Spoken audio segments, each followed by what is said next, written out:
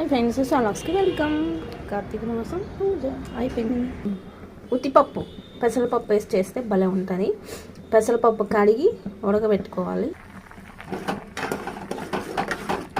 ఈ ఉత్తిపప్పు బాగా మెత్తగా ఉడకాలి. ఉడికిపో వచ్చింది. దీన్ని మనం ఎన్నించుకున్నాం. కొంచెం పోపు పెట్టుకున్నాం.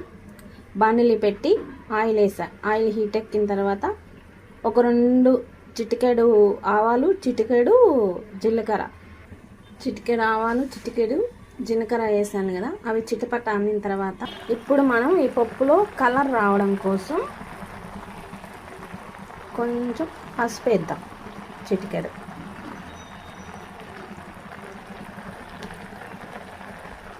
ఇప్పుడు దీన్ని కలపడం.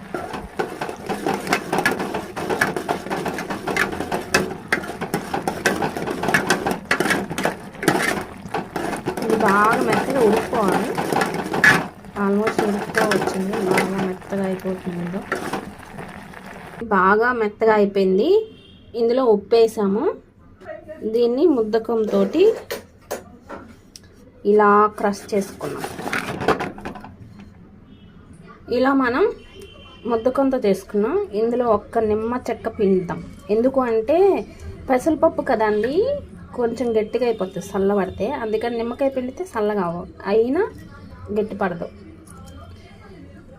గట్టిగా ఉండాలనుకున్న వాళ్ళు గట్టిగా చేసుకోవచ్చు. నాకైతే కొంచెం లూజ్గా ఉంటే బాగుంటుందని ఇలా ఒక చెక్క చాలు. లేదా మీకు 2 చెక్కలు కావాలన్నా పిండుకోవచ్చు, పులుపు తినేదాన్ని బట్టి. పెట్టుకున్నాం కదా, దాన్ని వేసేసాము ఇందులో. దీంట్లో లైట్గా కొత్తిమీర, ఇలా కొత్తిమీర వేసేసుకొని, ఎక్కువ వేసుకోకండి, కొంచెం వేసేసుకొని దీన్ని జస్ట్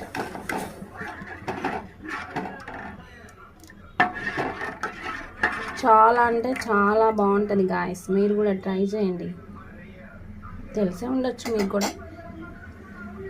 ఓకే గాయస్, ఎంతో టేస్టీ ఉత్తిపప్పు రెడీ. ఇలా కూడా చేయండి, చాలా బాగుంటుంది. ఉత్తిపప్పు చాలా రకాలుగా చేసుకోవచ్చు. పప్పు ఉడకబెట్టి ఉప్పు వేసేసుకొని తీసుకోవడం, కొందరేమో పప్పు ఉడకబెట్టి ఉప్పు వేయకుండా తీసుకోవడం, ఇలా చాలా రకాలుగా చేసుకోవచ్చు. మాకు అన్నీ తెలుసు, అందుకే నేను ఎప్పుడు ఒకేలా కాకుండా ఇలా కూడా టేస్ట్. ఇప్పుడు నెక్స్ట్ మనం దీని కాంబినేషను జిగిని ఆమ్లెట్ వేసుకుందాం. ఓకే ఫ్రెండ్స్, ఇది అయిపోయింది కదా.